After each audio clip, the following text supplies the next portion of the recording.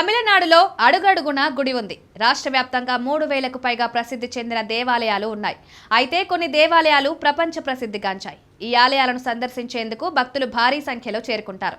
స్వామివారికి తమ శక్తి కొలది బంగారు, వెండి వంటి విలువైన వస్తువులతో పాటు నగదును కూడా సమర్పిస్తారు. ఇలా భక్తులు సమర్పించిన బంగారు వస్తువుల నుంచి డబ్బు సంపాదించడం ప్రారంభించింది తమిళనాడు సర్కార్.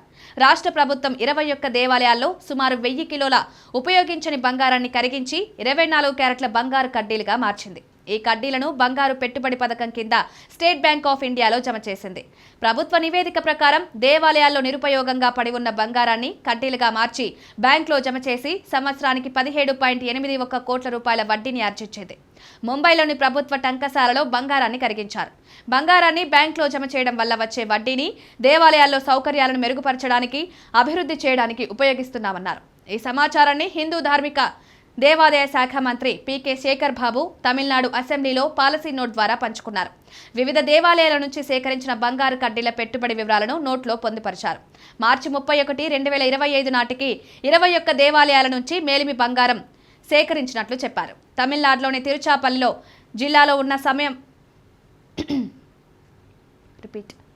తమిళనాడులోని తిరుచిరాపల్లి జిల్లాలో ఉన్న సమయపురంలోని అరుల్మిగు మరియమ్మన్ ఆలయం నుంచి అత్యధికంగా బంగారం విరాళం వచ్చింది. ఈ ఆలయం పెట్టుబడి పథకానికి నిరుపయోగంగా ఉన్న దాదాపు 424.26 కిలోల బంగారాన్ని ఇచ్చిందని వెల్లడించారు. ఈ పథకం సక్రమంగా నిర్వహించబడుతుందని నిర్ధారించుకోవడానికి ప్రభుత్వం 3 ప్రాంతీయ కమిటీలను ఏర్పాటు చేసింది. ప్రతి కమిటీకి రిటైర్డ్ న్యాయమూర్తి నేతృత్వం వహిస్తారు. బంగారం పెట్టుబడి ప్రక్రియను తనిఖీ చేయడం, పర్యవేక్షించడం వీరి బాధ్యత. అయితే ఈ పథకాన్ని కొంతకాలం నిలిపివేసినట్లు న్యూస్ రిపోర్టర్లు నివేదించాయి.